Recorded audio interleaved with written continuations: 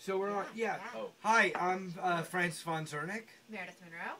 Robert Peters. Robert Peters is our guest for today's show. We just wrapped the show. It's a really good one. Welcome to the after show video. Francis von Zerneck's head full of useless information about movies with the guest Robert Peters. And yeah, we just did the show, and you know, I was talking a little about it, especially at the top of the show. You just Lincoln is a movie that you're in, and you worked on it for a couple of months. Well, 1 month. Okay, but for a month. month. But it was my second time to work with Steven Spielberg, which is just Catch me if you can. Catch me if you can. In fact, he said to me the first day he came by and said hello to each of the actors, and I said, well, I was honored to work with you on Catch Me If You Can. I said it in a way I wasn't sure if he remembered me. Yeah, I worked it's like 3 days on Catch Me If You Can. He said, because that's why I hired you. So I said, oh! What actor doesn't want to hear that? Well, I'm Mr. Spielberg. Andy said it was one of his favorite, if not the favorite, one of his favorite film experiences. He goes, I wish they could all be that fun. And I will say, he was fun to watch, and Tom Hanks, one of the funniest moments was Tom Hanks just has this dry wit, but there were scenes where the FBI guys were all at the airport, and we're walking along, but anytime Tom Hanks, which was rare, but anytime he would flub a line or something, Spielberg would come up and talk to him, you know, like a coach comes and talks to a pitcher, and Hanks would always go, I told you how much I love that shark film. That big shark. Such a great picture.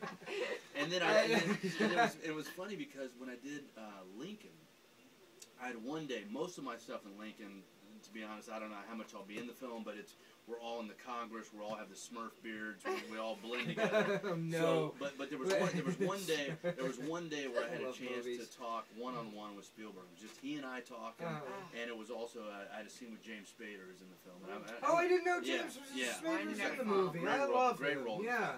So so Spielberg and I were talking, and I said, listen, I've got to tell you this story that I've told about you so many times. And so it was from Catch Me If You Can, because during Catch Me If You Can, it was just after the Academy Awards, and I was in the makeup trailer with Tom Hanks, and we're sitting there, and if you know makeup trailers, they're kind of small, proximity-wise, but the makeup artist was showing the Academy Awards from the night before because she'd missed them.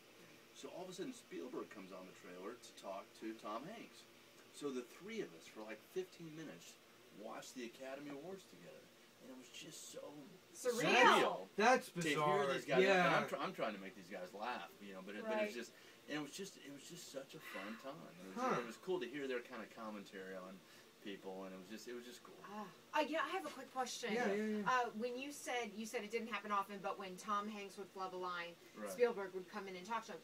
Is Spielberg a stickler for being word perfect in your dialogue from the script, or is he open to a great question. letting I'm going to guess he's not. He's not. Okay. He's not. In fact, during Lincoln, you know, the writer, you know, on the day there would be, you know, working with the script and allowing for spontaneous moments. And by the way, you know, if you're a history buff at all, that time period was one that was such, you know, where you know, congressmen would just yell out things, and everybody was vocal. It's kind of like the British. Passionate. It was more like the House of Commons. Like the British Parliament. Where people just, you know, speak their, you know. And so I think Spielberg is very.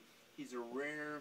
I mean, I've had the good opportunity to work with directors that are more actor directors and directors that are more maybe technical directors. Okay. Spielberg's both. He's both, and that's what's amazing about it. And if you look at it, especially his earlier work, like Jaws, for example, or even Sugarland Express, it's that very naturalistic acting that I prefer. Oh, yeah. You know, overlapping dialogue, especially Jaws. You know, all the people in the town, I don't know what this guy's doing. He's, hey, you know, people interrupting each other.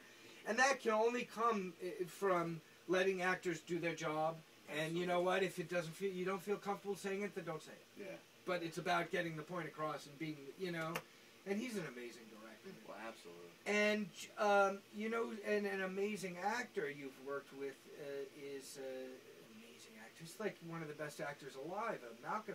Oh man. In the in the Line of Fire, and I'm gonna guess that you're recognized more for that movie. Well, for some reason. It is. That film, and it's one scene, but for me, they use it in all the trailers. They use it. What scene is it? It's where you really see Malkovich at his most cruel. I mean, he plays this villain so good because you like him. And Malkovich has this charm. He has a really dry wit. Interrupt you. It's the scene where he makes his gun. No, don't be sorry. Yeah. He makes makes this little gun at home. Right. And then he comes upon two fishermen. Yeah. Or hunters. Yeah. And he puts in the bullets, and you're oohing and eyeing over the gun, and then he kills both. We're just a couple of unsuspecting good old boys, impressed with the gun.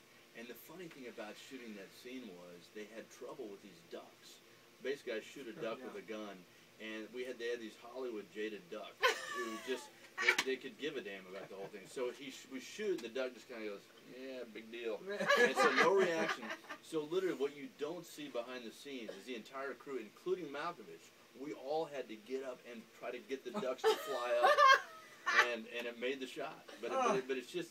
To me, I remember thinking this is an example of what people are going to see versus what we did.